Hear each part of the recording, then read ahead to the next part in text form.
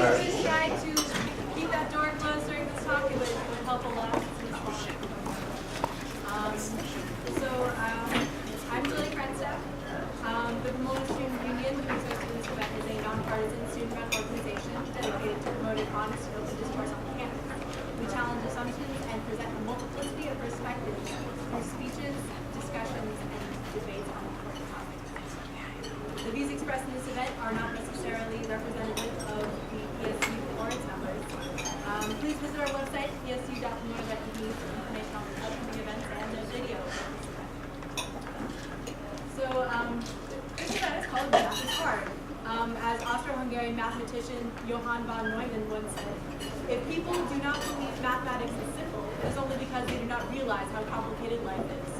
The vast majority of high school students, and I would guess many of the audience members here, disagree. Rather than inspire a love of math or recognize its beauty or the creativity involved, math is often taught as a subject of rote memorization of formulas and figures. Statistics reporting that other countries are earning better test scores and training more students in math and science are prevalent. And educators, researchers, and others are working hard to try to reform math education in a successful and sustainable way. Tonight we will be discussing why we study math, what it takes to be a mathematician, and how we can get students excited and involved. To my direct left is Professor Arthur Benjamin, who is a professor of mathematics at Harvey Mudd with research in combinatorics and mathematical games. He's well known for his performances as a mathematician, turning arithmetic into spectacle. And he's written books such as Teacher, Child, Math, and Mathematics, How to Look Like a Genius Without Erasing. Professor Amy Radunskaya is a Pomona math science professor with published research on mathematical modeling of tumor growth, as well as an accomplished cellist. She's involved in the EDGE program to enhance diversity in graduate education and the Association for Women in Mathematics. My first question for my speakers is, how did you become first interested in math? Why do you study it? And is the love of math enough to become successful at it? We will start with Dr. Benjamin. All right, so I confess I've always liked math. Numbers and I have always gotten along. But there were other things that got me more interested in math. For example, I liked playing games a lot as a kid, even in middle school, high school, and I found that the more math I learned, the better I was able to play those games. So my initial understanding of probability came from games like Monopoly or Backgammon, especially.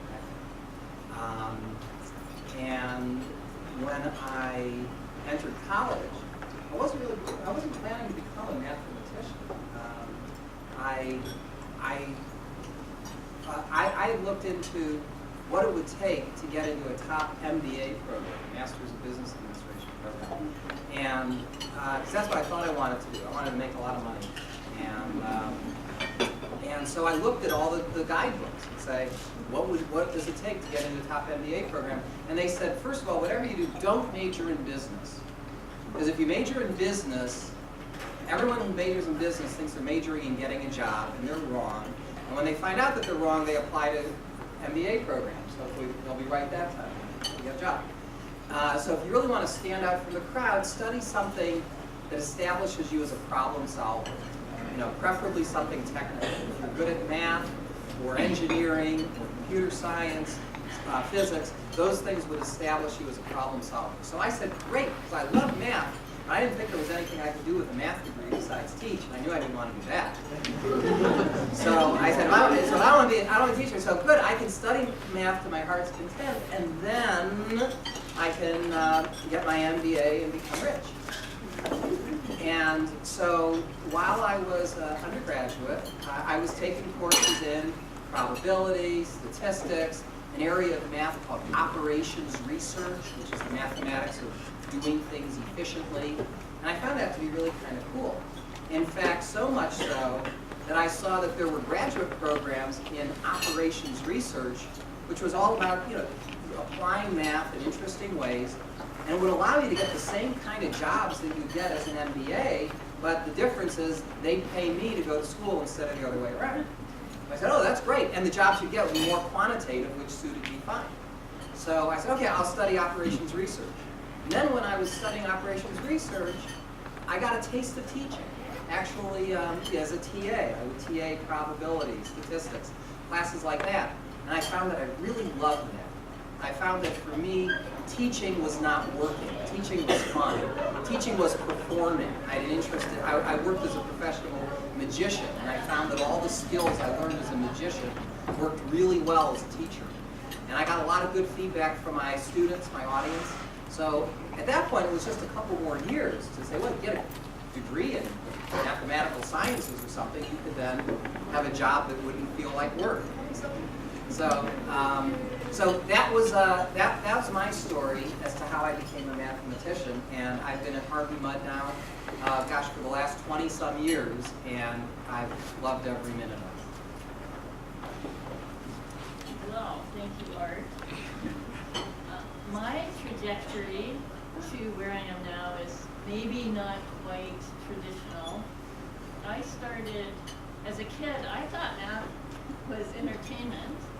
I did that for fun. And what I knew I was going to be when I grew up was a musician. I knew it for sure. I was going to be a Mozart specialist on the piano, but then I discovered the cello, and I realized that's something you do with other people. I really like that.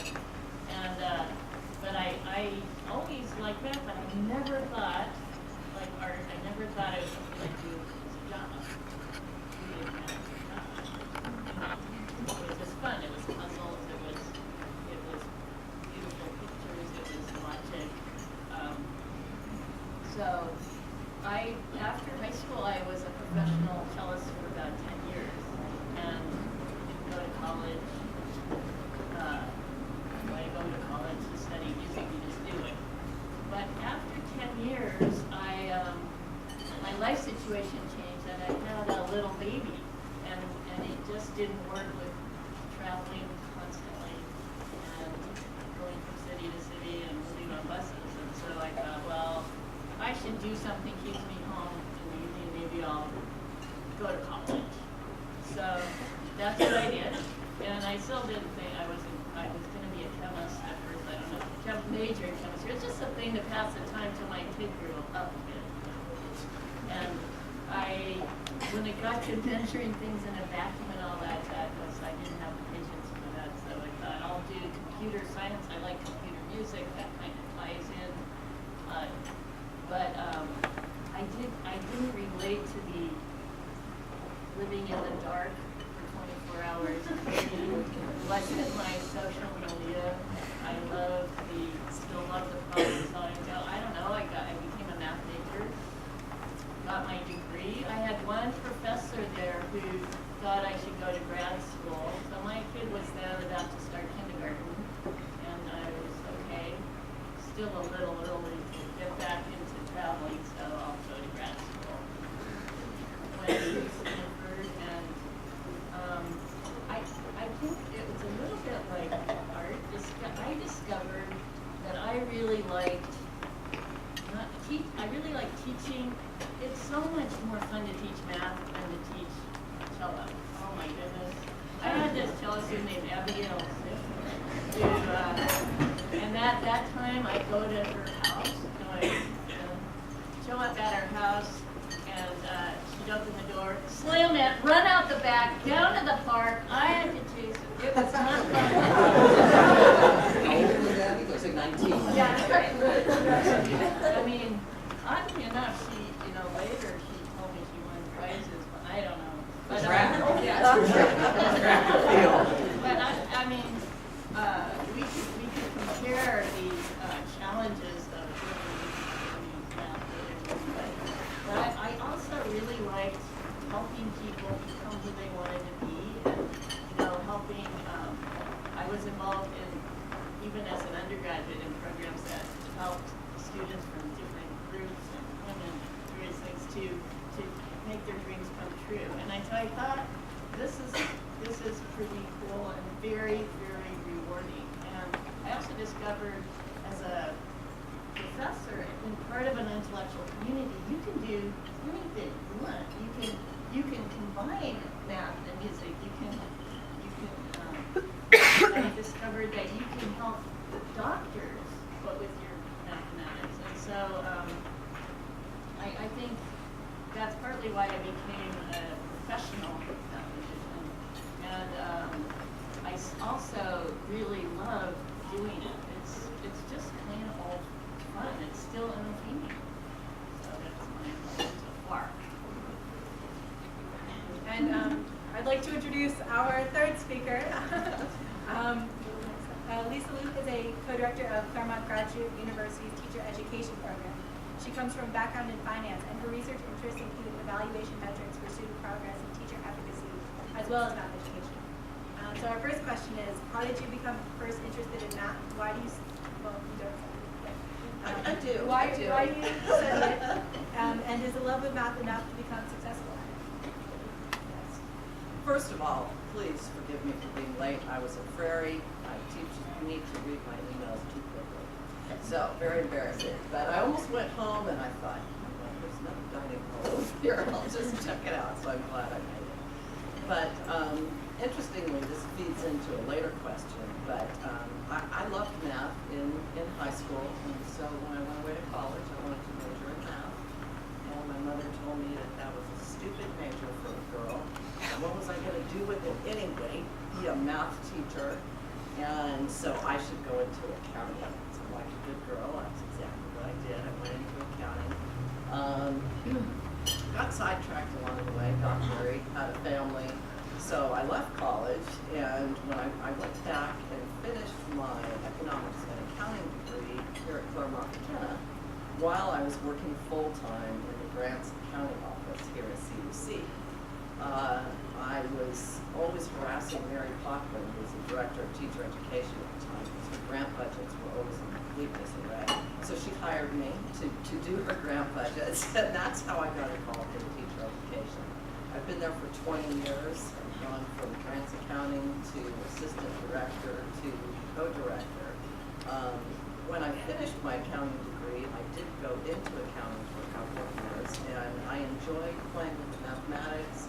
I enjoyed auditing and proving financial statements, but I really missed the people part of education, and I really missed working with young adults. What you said about helping people achieve their dreams, a huge part of it, probably anybody who becomes a professor.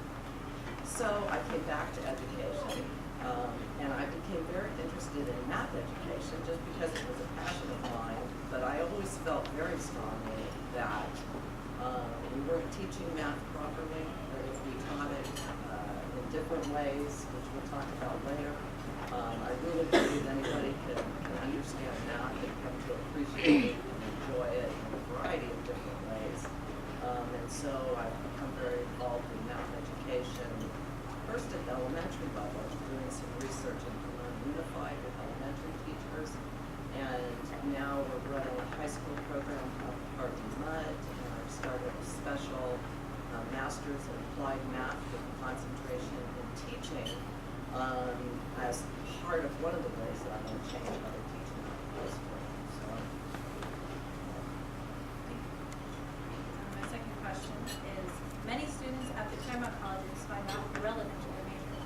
They take easier courses or calculus courses they've taken in high school to complete the math portion of distribution requirements. Is mathematical knowledge or reasoning relevant to the humanities and arts? And should liberal arts students make it a priority to learn math? And if so, why? So I'm going to start with Dr. Bell. Okay, well, I think everyone should learn math. So whether it's, you know, it is really fun. And whether it's relevant to art or humanities, definitely, not a doubt in my mind. I've seen this manifest itself in several ways. I've seen artists have come to me and said, I want to, like the latest thing was this guy who wanted to do a graphical thing that made it look like chains were hanging through the air, right? But he didn't know where to put the dots because he didn't know the right equations.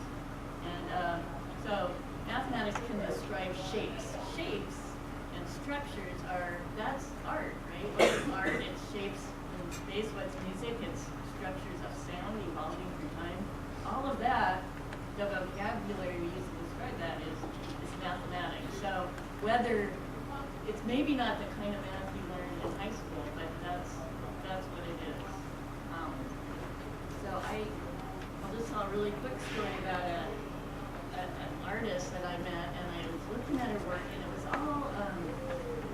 little lines connecting stuff over here to over here, and it explored all the various permutations of adding up things to get from here to there. And I'm like, this is a mathematical description of combinations of things. You know, so it's something that we learn in mathematics. And I found a mathematical paper that had the exact same picture in it. But the mathematical paper, the picture was describing this bipartite graph that connected things in a certain way.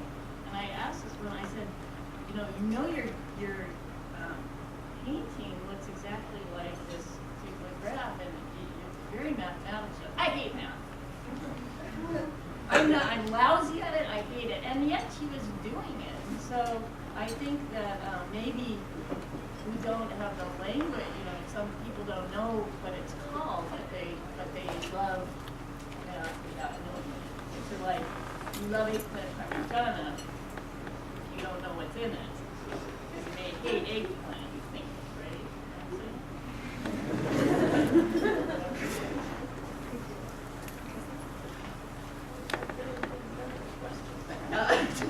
Do I think everybody should study math? Absolutely. I think that if we taught math in more relevant ways, people would see those connections to music, to art, the humanities. You can use mathematics in statistical analysis, in studying cultures, all kinds of things. So I think that we teach math as such a separate procedural thing when really it's very deeply embedded in everything around us. And if we can expose kids to that more, let them play with it, let them talk about it, let them discover it, I think that they can find it relevant. A mathematician really is an artist. It's an artist that plays with ideas. I mean, just try and give you all an example. Those of you that aren't math majors. Yeah, okay. Yeah, so who do we have in the audience? How many of you here are math majors? Okay. How about other kind of science majors? All right. Who didn't raise their hand? Okay. So so just give you a typical kind of mathematical idea. We all know the number 0, right? If you multiply 0 by anything, you get 0. 0 is like the black hole of numbers, right? Is it possible that there's another black hole of numbers out there? Now we say now, we know about it by now if there was, but let's prove to you that there couldn't be another black hole of numbers, a number which when you multiplied it by it, let's call that number z. That when you multiply something by z, you always get z. Why can't there be another black hole besides 0? Well, what would happen if 0 multiplied z? On the one hand, because 0 is 0, you'd get 0, right? On the other hand, because z had that black hole property, you get z. But that means that on the one hand you get 0, on the other hand you got z. That means that z and 0 had to be the same thing. Yeah, neat idea. Almost like a almost like a joke, right? Now you know there can only be one sort of. I think we teach math the wrong way in high school and college, and we'll say more about the curriculum later. But we do all this teaching as if everyone's preparing to become an engineer. And I'm not even sure we're teaching the engineers the right way either. And so I think if people did see more of the beauty and elegance, the fun, even the funny of mathematics, that you wouldn't be saying, "Oh, I hate math. Why are you making me do it? Doing this?" It would be more like music. Everyone would say, "Oh, all right, I don't like all kinds of music, but there's some that I really like. Some." The same is true of mathematics, and yet you only get to see the, solve for x, differentiate this, integrate this, and understandably, you might not be too excited about those kinds of problems. But the right kind of math course, or the right kind of teacher, I'm sure everyone will have.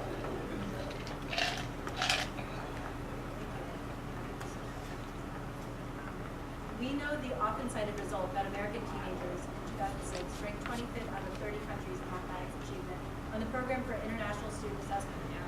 In In 2009, they ranked 31st out of 65 regions. These same tests also show that our top students, compared with top students in other countries, have also fallen short. In the words of Secretary of Education, Arne Duncan, we are being out-educated. Why is this consistently happening? What makes American students different from students in high-scoring countries like Singapore, Japan, and Italy? And someone president? Oh, good, I like this. One of these years, I would like them, when they give out these international tests, to not just have the students take them, but to have the teachers take them as well. Is there any doubt in anyone's mind that our teachers would also fall 26th, 30th, whatever, in the world? Right? Because our teachers are not typically the ones who, as high school, middle school, elementary school students, loved math. That's not who we are recruiting to be our teachers.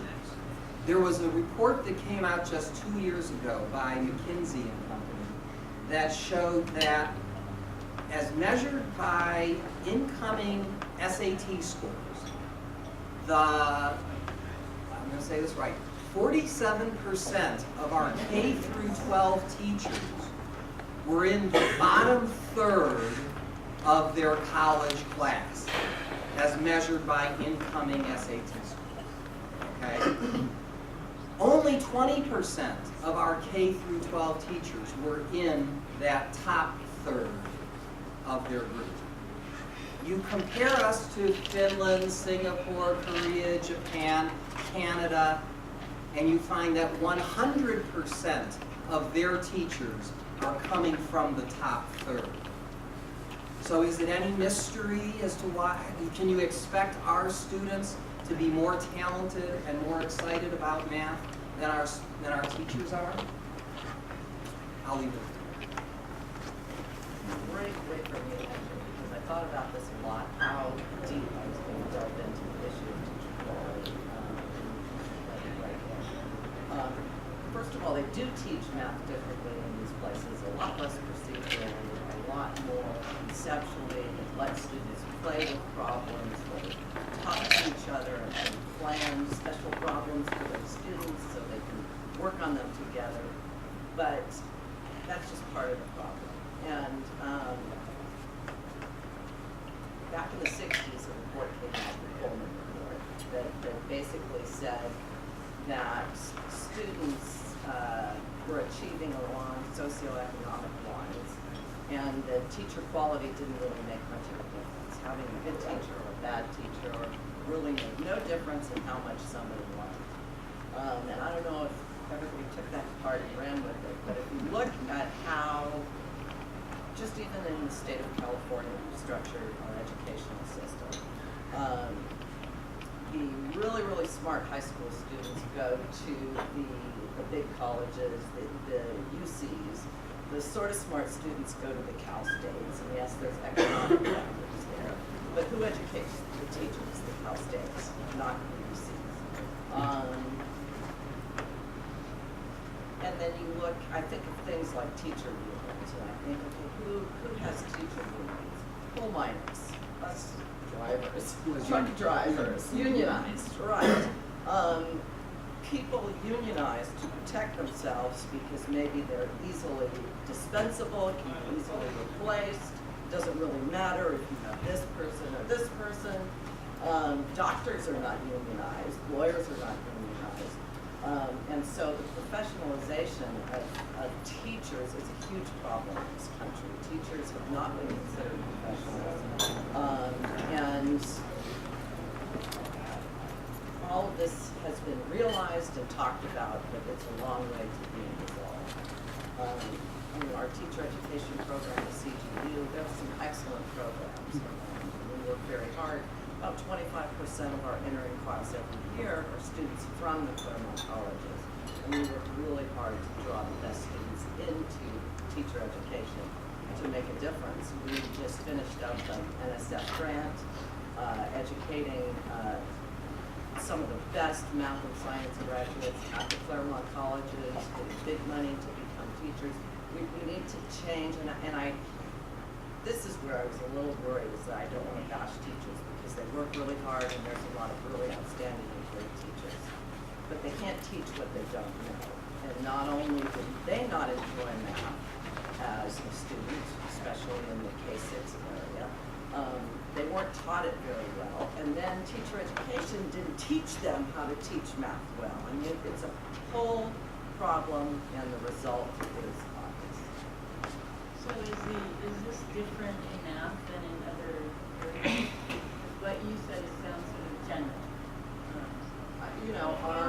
All of our testing, reading, mathematics, we are lower than some of the subjects. So I think it's particularly troubling in mathematics because Did you consider it other people consider it? they do other tests that we don't fare very well in either. And so I would say that it's not just mathematics.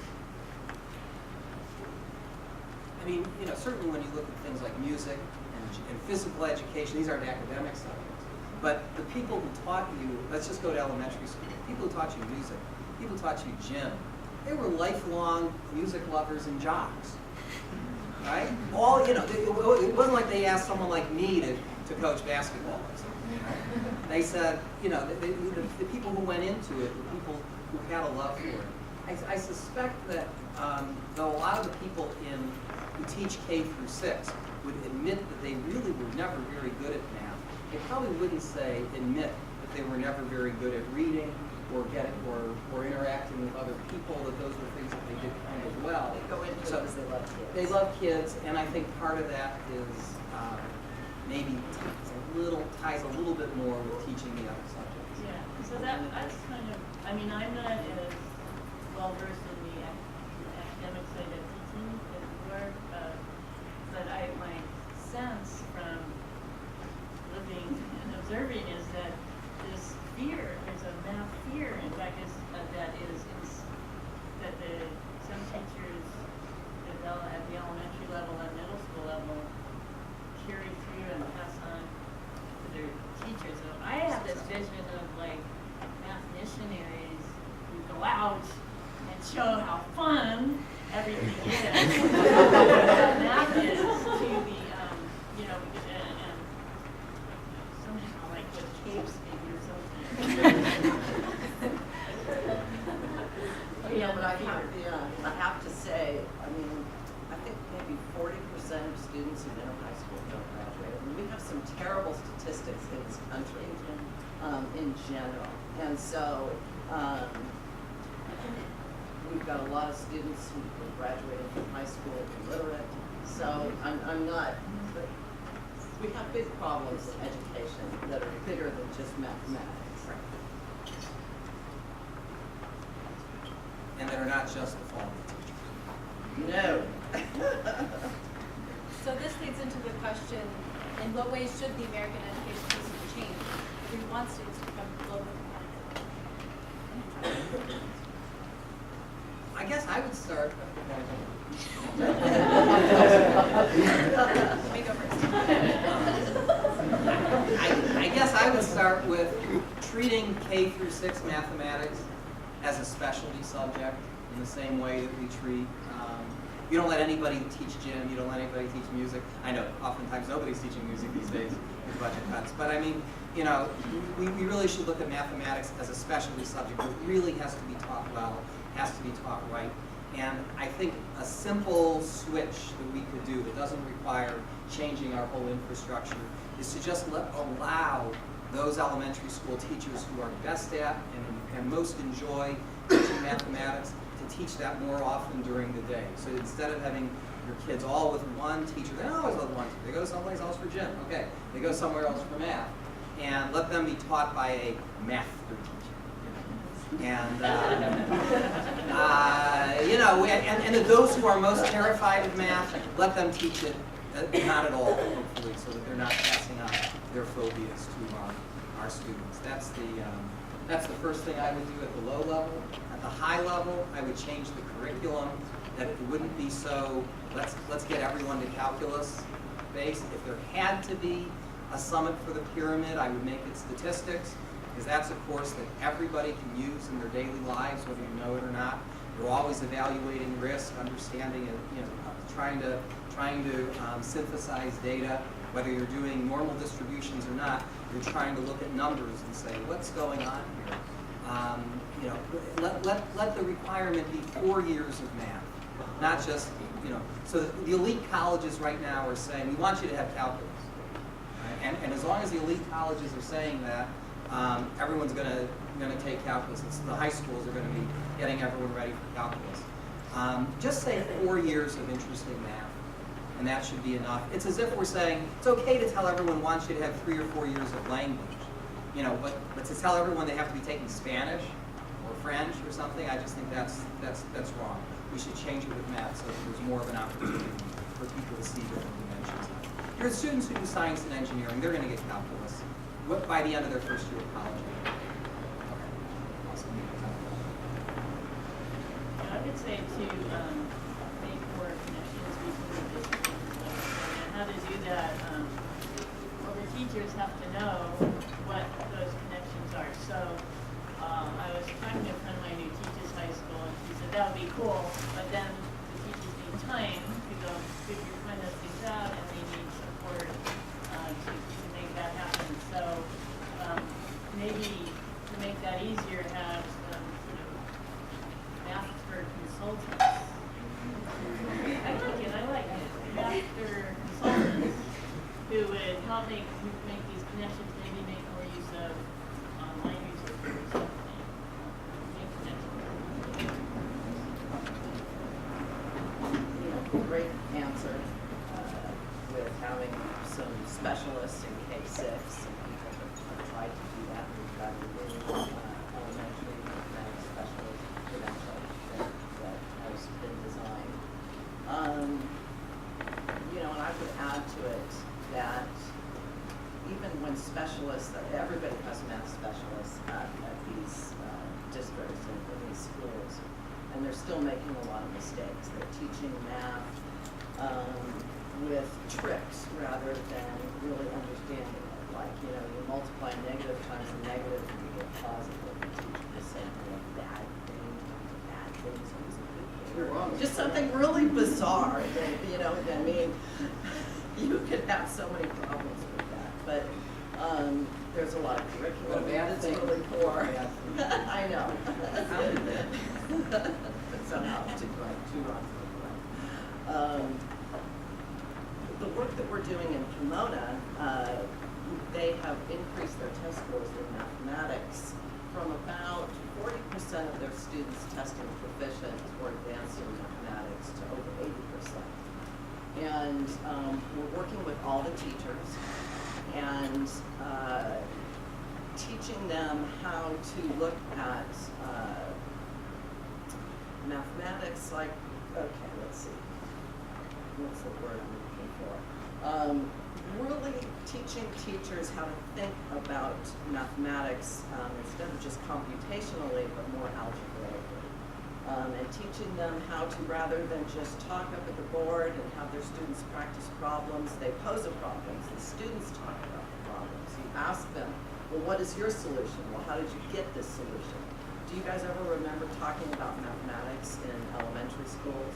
So there's some different ways we need to teach it. I think it's true that we can make a big impact quickly if we just have people who understand it really well teach it, but they need to teach it differently as well.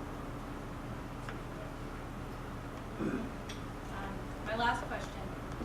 In 2005, Harvard President Lawrence Summers hypothesized at a conference that the reason for underrepresentation of women in tenured math faculty positions might be sex-based differences in, quote, intrinsic aptitude for higher mathematics.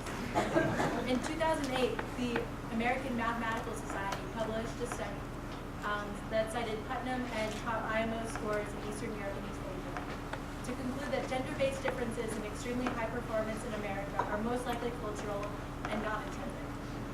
Similar claims have been put forth about racial differences in schools.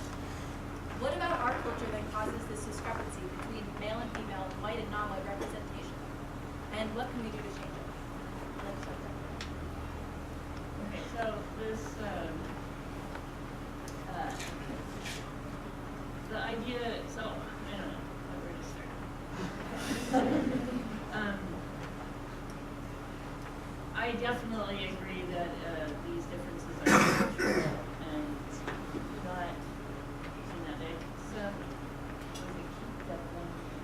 But proved by looking at the time span of things that there cannot be a math gene. If there were a math gene, it would have happened. It would have had to have evolved too long ago. You know what I'm saying? Like before there were humans. So, and it, just from my own experience, I've been told since I was really little, you can't do this because you're a girl. You can't. Girls don't play the cello. Girls don't play Bach. Girls can't play Beethoven. Girls can't do math. Girls can't do X, Y, Z. And it just makes me so mad. I'm going to show them I can do it. And it just, I think what we can do about it is give people that sense. Who knows where I got it, but give them that sense that of course you can do it, and tell them that over and over, and it really can work. And I've been involved, as Bill said, in programs to increase the number of women PhDs, and for about 12 years, and enhancing diversity in graduate education, and it works. All you have to do is take them and keep telling them they can do it, and guess what? Oh, they can. So that's what I definitely agree. Like the example of my mother telling me it's stupid for girls to major in math. All kinds of girls have heard that, whether it's from their parents or their friends or their teachers. Teacher expectations really play out a lot in the classroom. The teacher expects certain students to do well. Surprisingly, those are the students that do well. Those kids aren't doing so well over there. Wow, that just makes sense. So it's very cultural. Something new that's coming out is the Common Core in mathematics. Have you guys looked at that at all or heard about it? Yeah. And the thing that excites me the most is that it has 8 mathematical practices that teachers are really supposed to focus on. For example, making sense of problems and persevering. Math isn't always easy. It doesn't always have to be easy. You have to learn that you can work together to solve problems and persevere and get there. So it's kind of a mindset. We need to change people's mindset with mathematics from the get-go, just across the board. And let me end on a politically incorrect statement. One of the reasons our country is in such trouble mathematically has everything to do with women.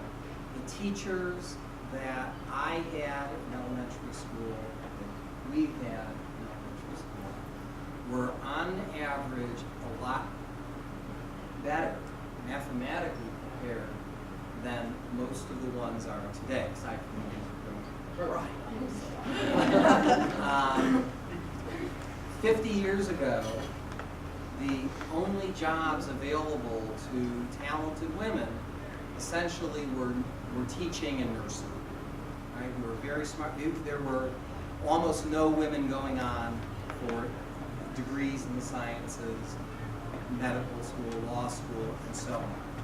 60s and 70s come along, and that changes. Now you're and by the way, all those women who are teachers, they were married, and their jobs were second incomes. So we got the benefit of really good teachers for not a whole lot of money.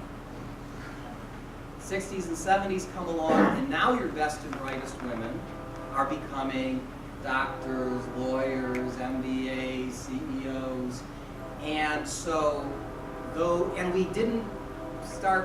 we didn't make any adjustment to what we were hiring. So what used to be the A teachers who were teaching us were replaced by the B teachers.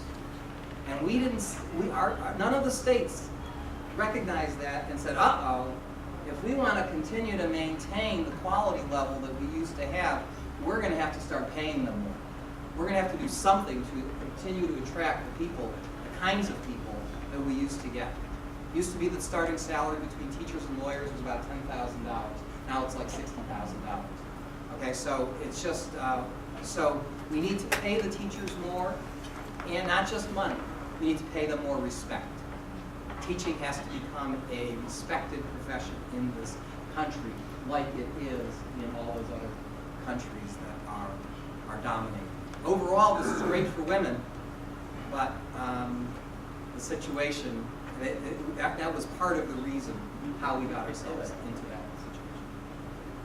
But that's not, I mean, that's not the only thing going on now, because the numbers of women and minorities in, you know, at the PhD level, not really increase a lot, even, you know. Well, I mean, compared to 50 years ago, 30 years ago, the number of bachelor's degrees in the sciences was very small. I mean, maybe 5% of engineering majors were female. Now it's at least 30%.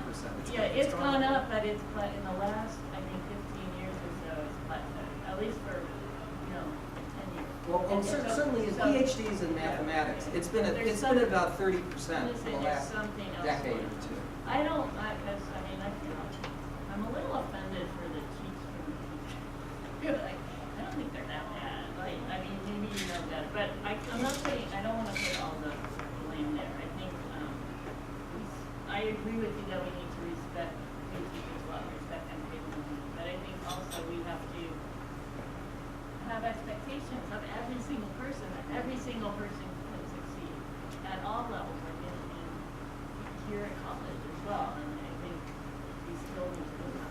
One of the biggest foundations of our teacher education program has to do with teacher expectations, because that's so important. And so we do a lot of work with our students to really understand and unpack what their expectations are of different kinds of kids, of poor kids, of students of color, because those expectations will absolutely drive them. You've got to really believe they can do it, and they do everything they can to help them. So, yeah. I think a little bit of discouragement early on can have profound effects. 100%. Thank you. Give our speakers a round.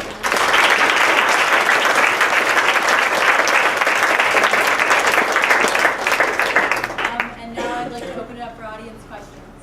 So stand up and speak loudly. Yes. I guess this is one of the questions that, like, I know Pomona's research department has something called the advocacy program, where they like create labs and package them and then send them off to the school year lab. Has the math department ever thought of doing something similar? Like you said that teachers in high school, like, you know, need someone to help them put on these more like hands-on, I guess, projects. That's a really good idea. I have a colleague in Knoxville, Tennessee, who's done a lot of packages like that for math biology. I think that's a great idea. We should do that. Yeah. You want to help? Yeah. And I mean, the reality is the NSF grant that we got started what we call the Claremont College's Collaborative for Math and Science Education. And so there are tons of math faculty at Harvey-Mudd, at Pomona, at all of the colleges who are working with me in a variety of programs. We just submitted 2 more NSF grants, and we've got the math professors from these Claremont colleges that are going to be working with educators to teach the teachers, and we also have been working directly with students. So the Claremont colleges are doing a lot with that right now. We just submitted 2 more NSF grants. So.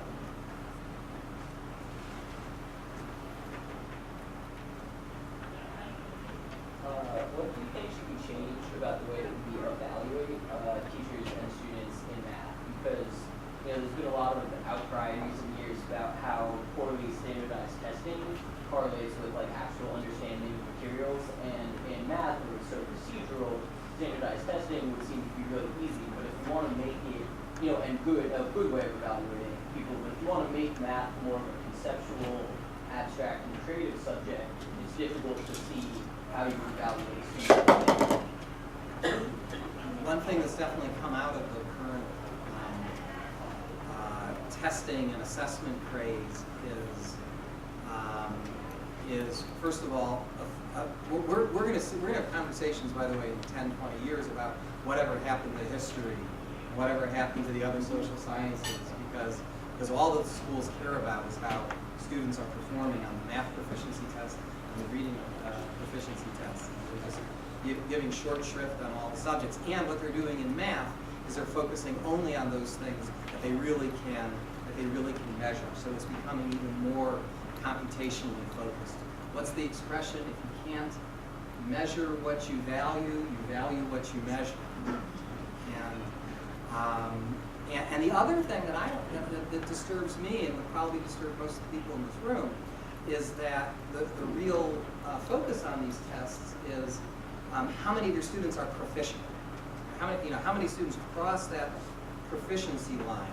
The goal of education ought to be seeing that all students reach their full potential, right? And that might not be always getting all the way past that line, and that's no shame if you do.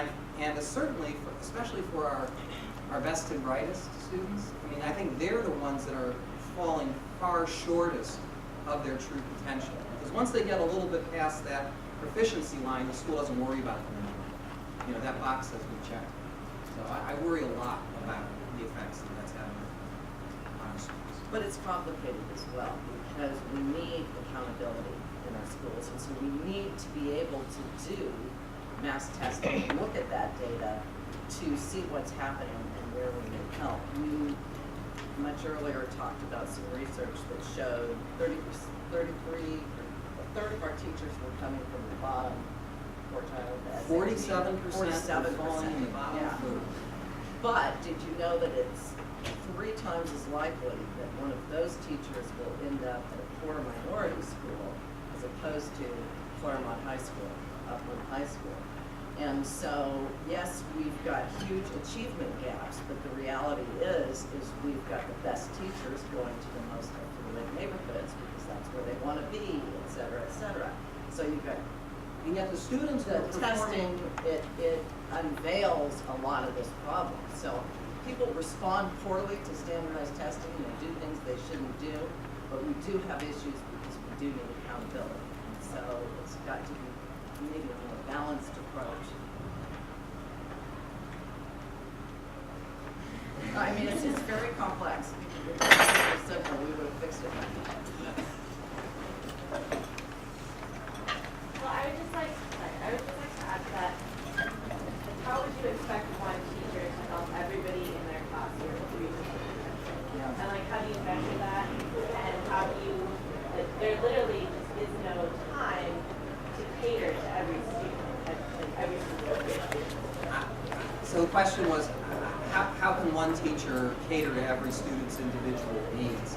Here's my prediction. We are going to see the way teachers teach change rather radically in the next 10 years.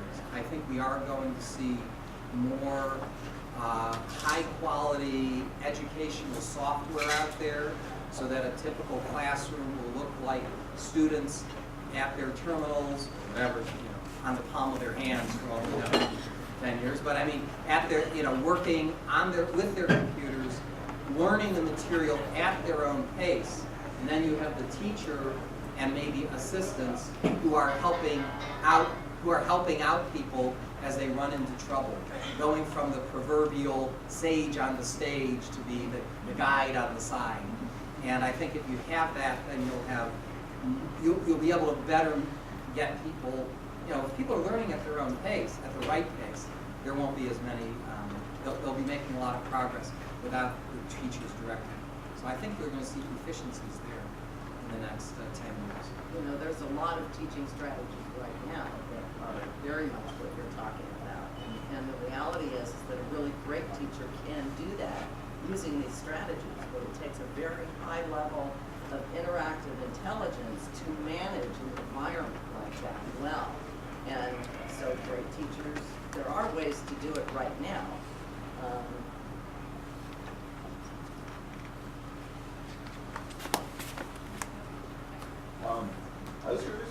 sort of thought of like the large scale sort of teacher overhauls that are happening like what Michelle alluded in DC?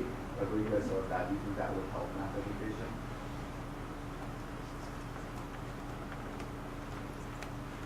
I know the whole Waiting for Superman movie. I haven't actually seen it. I don't know enough about what. I know who she is and basically what she's done, but not in enough detail to offer on that. I mean, what she was just basically challenging the teachers. You know, look, get rid of your tenure, just do a good job, and we'll pay you double what you have. And supposedly none of the teachers took them up on the offer. The teachers were that insecure about their abilities. I wonder if we had a different kind of profession.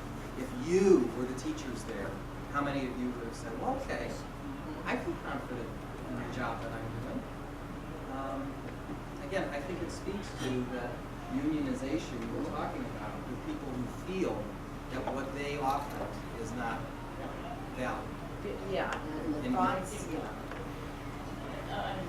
They really felt like they were, you know, the idea was to get rid of them.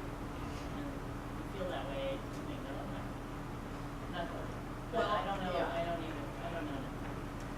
And so if one teacher's just as good as another, then if a teacher's making $70,000 a year, they're very experienced, brand new teacher comes in making 40, fire the one making 70 because the new one's just, you know, they're just interchangeable pieces, it doesn't matter. That's the mindset, and that, you know, that's underneath all of that. You can't just fire all the teachers and start over. I mean, you can do professional development with teachers that matters. We've done it in Pomona and it made a big difference.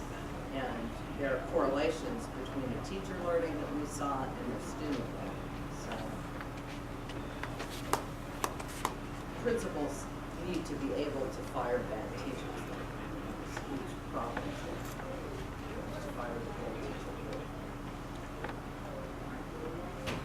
The accountability that we talked about, that sort of define in standardized test results, I feel like in ways it can sort of convey a lack of trust in the teacher. So it's like, well, we don't think you're going to do a good enough job unless we see results. And in Finland, the kids don't get a standardized test until well into high school.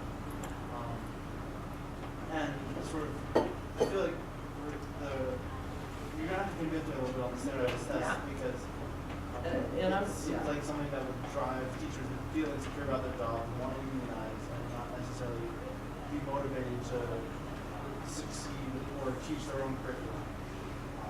And I was wondering if Yeah, no, that's a great question, and there are definitely issues with standardized testing.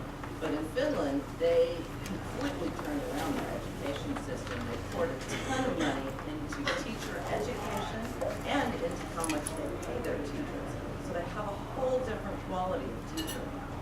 So I guess with the environment that we currently have, and this is what has happened, so you've got a poor neighborhood, and the parents don't really have any voice, and so you've kind of got all of the really bad teachers in the district are there, and you've got the poorest kids getting the worst education, and nobody does anything about it. I mean, that's what's been happening for quite some time, and it's got to stop.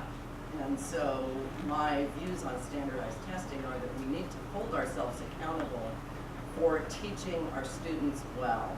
I think there's a lot better ways to assess kids than standardized testing, but in the current environment that we have here, we've got to shake things up. And so One step would be tests that we give to the teachers themselves. I mean, they do that in the other professions. You want to stay a credentialed doctor, you still have to prove yourself every few years and stay current and stay fresh. You want to, right, and so on. But so, I mean, and that in itself could be a vehicle where. yeah, it's more complicated than that though, because a pen and paper test for a teacher, teaching is very relational. Somebody can have great content knowledge and be a terrible teacher. Definitely. Yeah, and so it's, again, But I mean, I think what you look for is both. And I mean, think of it a little bit like, I mean, how do we, when we hire teachers to teach? I'm not qualified. I do not have the credentials to teach at Claremont High School. An emergency certification maybe, but right. But I don't have enough education courses in my background that would allow me to teach the students at Claremont High School. I wish we would have a system more like, you know, how do you get onto a Broadway show, right? How do you get onto Broadway? Right? You first, you know, you get up there and you audition. And they say, okay, they don't say, well, first let's make sure you have a Master's of Fine Arts from the right kind of university. They say, get up there and sing. Get up there and dance. And, okay, yes, we see what other training you have. That's a really good sign. You know, maybe we should do that for our teachers. I mean, just because you know your math content doesn't mean you're going to be a good teacher. But just because you have a master's degree in education doesn't mean that you're going to be that good at teaching the mathematics. The very best, admittedly, private schools in this country, you know, that are producing the best students, and admittedly they're getting good students coming in the door, they don't ask for, I mean, I could teach at, say, the Webb School, you know, boarding school here in Claremont that sends all of its kids to great places.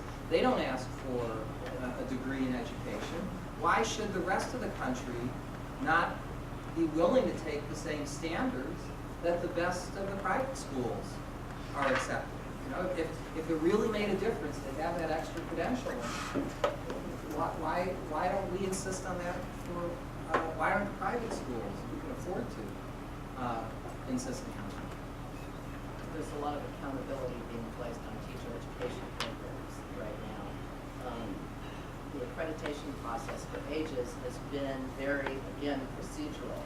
So we say we have the syllabus, do you have the syllabus, et cetera, rather than now they want us to look at our graduates 5 and 10 years out and what are they doing?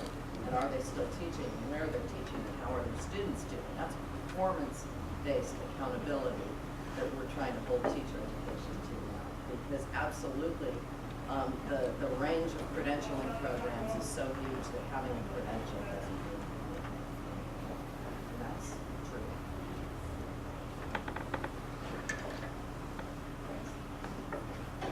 I was wondering what the other countries are doing well. Like the countries that are above us, is it that they're paying their teachers better? Is it that they're teaching their teachers better? Or is it something else? They're recruiting their teachers better. They're coming from a pool. The people who are teaching elementary school mathematics were themselves passionate about mathematics when they were in elementary school. I think if you look at the top 10 countries, you would describe your math teachers, K through 12, as being generally excellent at mathematics. I would not describe our teachers that way. I think they also respect them and give them. And the respect is definitely way more than That's the only way you can recruit a different type of Yes. person is through that. maybe not in the other countries. Thank you, Beth. Hey, I was wondering what the place is of pure mathematics in K through 12 math education as opposed to applied. Does it have a place? Should it? Like pure math, like I'm thinking more analytic stuff. It's a different way of thinking, and I think it's got a lot more art to it, perhaps than applied. And I was just wondering what you thought. I wish we could spend one day a week doing math just for the pure fun and beauty of it. You know, if we went on a crusade where our objective wasn't so much to grade mathematics, but to see if we can get as many people to love mathematics as possible, what would we do differently? And I think that would include exposing them to a variety of mathematics, including pure mathematics.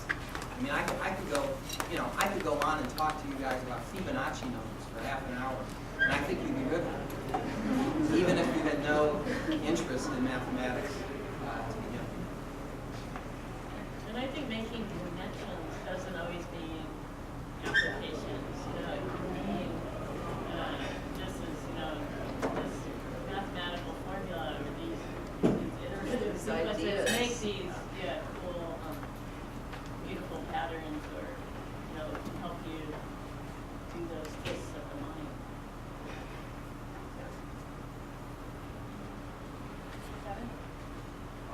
So, I mean, I'm not a math major, and let's say I'm interested, well, I'm a molecular biology major, and I need to take math classes from math professors, and I want it to be relevant to what I want to learn. I don't want to spend a day a week learning Fibonacci sequences or numbers. So is there some kind of discrepancy between, even for undergraduate education, as far as who we staff in our math departments, and let's face it, 90% of people taking math don't want to become pure mathematicians. They want to become engineers or other things. It uses math, but they have no time or need to spend hours a week studying pure mathematics, so they avoid those upper level classes. I mean, or even, a pure mathematician teaching calculus 2 maybe isn't a good idea.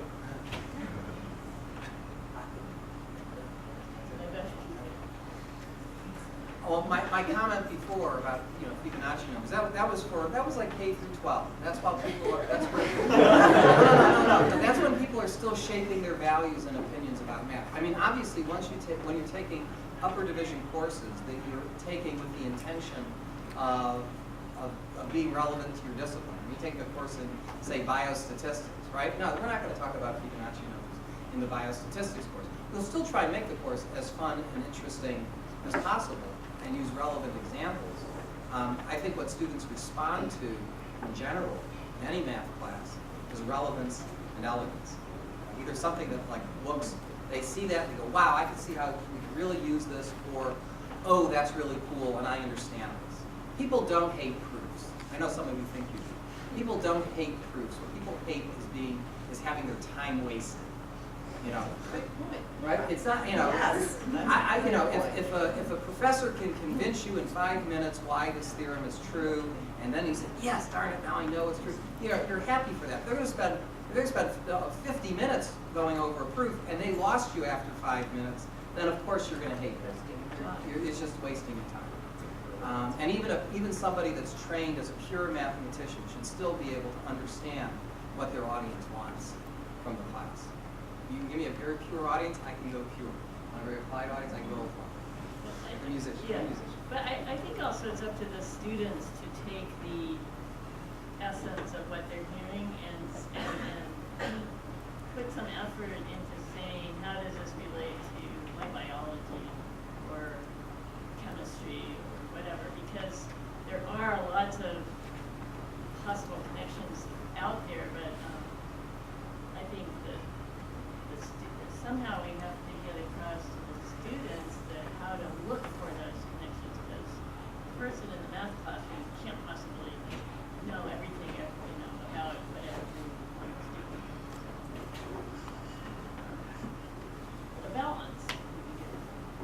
And I think there's a wide variation of teaching quality at the college level, just like there is at the K-12 level. And I know, I just happen to notice, for example, at Harvey Mudd, they really put a premium on teaching quality. Don't you guys, you watch each other teach, you talk about it, whereas I've also Generally, we hire well. I mean, that's the main thing you have to do is quality in is the best predictor. But you know that good teaching matters. I mean, I've talked to math professors, stone's throw from here, that just say, hey, at this level, my teaching quality shouldn't matter. Because students, I hate that. it's a bad attitude, but how prevalent is it at the... We used to have colleagues, the department I joined 23 years ago, had many professors who felt that way. They said, you know what, I'll present the math in a clear way, and those that wish to, they don't get it, oh well, the cream will rise to the top, and that's all I'm really interested in. Practically said those sorts of things. And they said, if my teaching's not good enough for them, if they can't understand it, they're not working hard enough. And I think that's a bad idea. And it's not that way anymore at Harvey Mudd, No. but it still may be in other places. And I don't Not know. in I'm not saying at Pomona College. I'm saying I'm surrounded by math professors who are excited about education. But you're totally true. I was here 23 years ago, and that's exactly the attitude I got. Yeah, that's changing too a little bit. I mean, it used to be that training mathematicians, the message you get sent when you get your PhD is it's all about research. and you're building this big research empire, and teaching is this distraction from your research. And I saw that as an undergraduate. I went to Carnegie Mellon as an undergraduate, Johns Hopkins for my PhD, and all the best teachers were being given tenures, and the crappy teachers were getting tenure, and they were, and it's just sending all the wrong messages. But I would say the mentality here in Claremont in general is that teaching is Very important. very Absolutely. valuable, very valuable. But yeah. And that's why you're here. You want to have a quality teaching experience. So a lot of the emphasis tonight has been on, or at least in the question, has been on increasing respect for teachers. So how can institutions that are prestigious, like the Claremont colleges, like Harvard, like other Ivy League colleges and universities, increase their education programs? Because I go to Scripps, I've really not heard of any education major at Scripps. I'm going into TFA next year because I kind of stumbled upon it. But how do we start at high level institutions increasing that respect? I think that's a good point. I think we need to work on that. And we do actually, through the graduate school, have some good programs, but we don't generally talk them up enough. So we've been, in our department, have been talking about having alums come back who've gone into teaching and tell us about how it is, and I think that's really good. And it's changed a lot in the last 20 years. Part of these NSF grants that we're going for is to get big money for students like you to become teachers, pay for your master's degree and credential, pay you an extra $20,000 a year for your first 5 years of teaching, and programs like that. And there's a lot of faculty that work with me. We've got teaching, math for teachers courses at Pitzer. We've got a variety of things that we're doing to make it bigger. But 15, 20 years ago, these colleges didn't want, our students don't go into education, they're better than us. And that's slowly changing, getting a lot more support. Anyone in the audience is seriously interested in going into teaching, I can at least give you the name of one faculty member at Harvard Mudd, Daryl Yong, Professor Yong, is very well connected with teaching programs just throughout the country, and you couldn't go wrong by talking to Yong. He teaches. It's just so they remember his name. And he teaches a course for people who want. He's teaching in part of your program, right?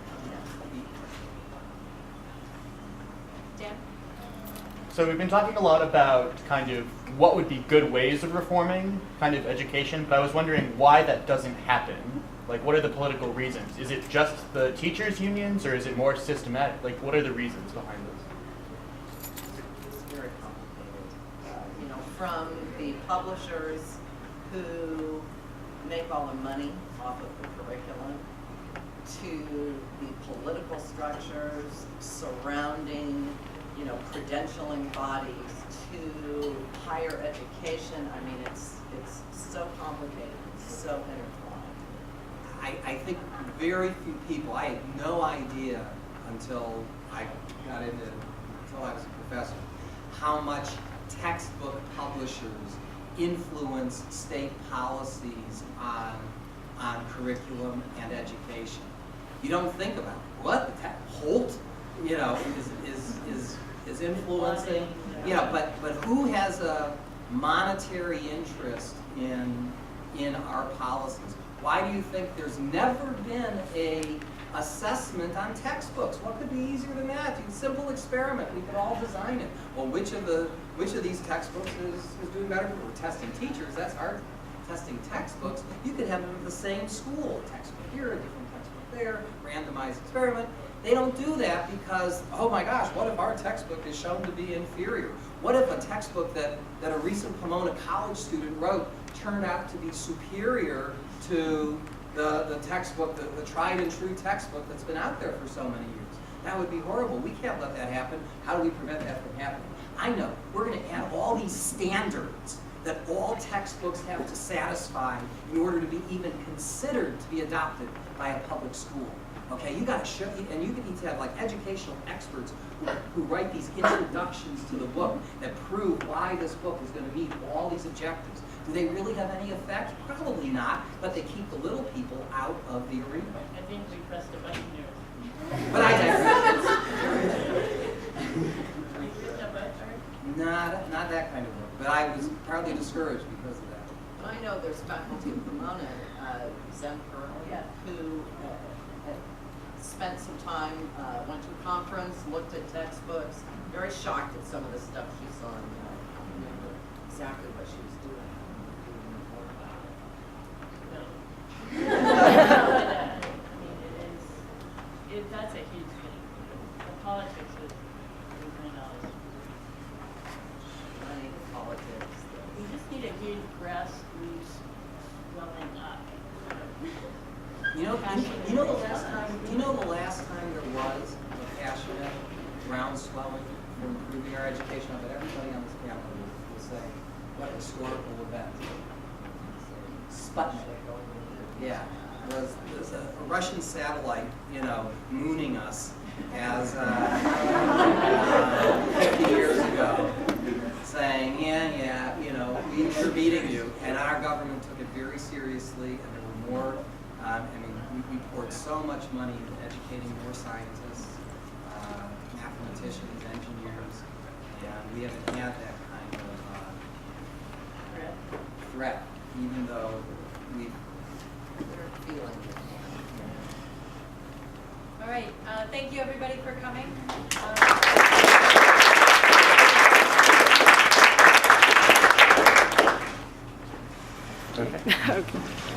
Postgraduate writing. Do you have to unlearn some of what you learned in college about writing in order to write in a non-academic context, or can you take those skills and add other skills on top of them and use them? It's a really good question, which is not surprising.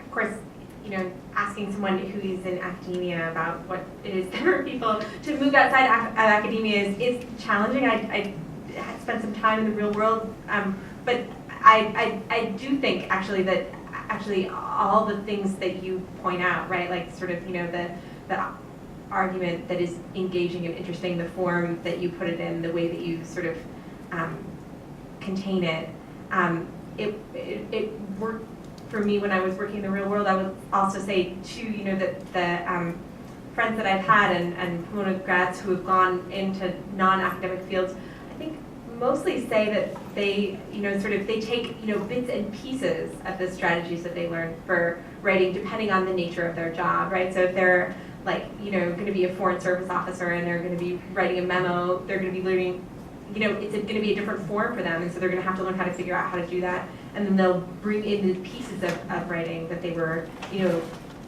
bits and pieces of the writing skills that they learned. But the overall framework, the overall sort of, writing your way into knowledge, the overall sort of figuring out what you're trying to say, and communicating it in a clear and concise way, I think that transfers. I'm going to do my best to follow my practice of not answering the question, but suggesting that you seek out Jeff Dyer's. I like Michael Fried, the art historian, a great deal. But for a brutal satire of scholarly writing, check out Jeff Dyer's review of Michael Fried's most recent book in the New York Times Book Review. It was devastating.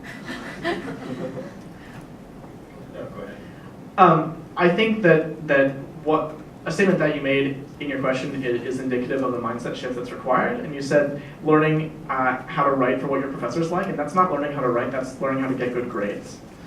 And learning how to write in the real world is defining what good writing is for you, not how to get good grades from your professors.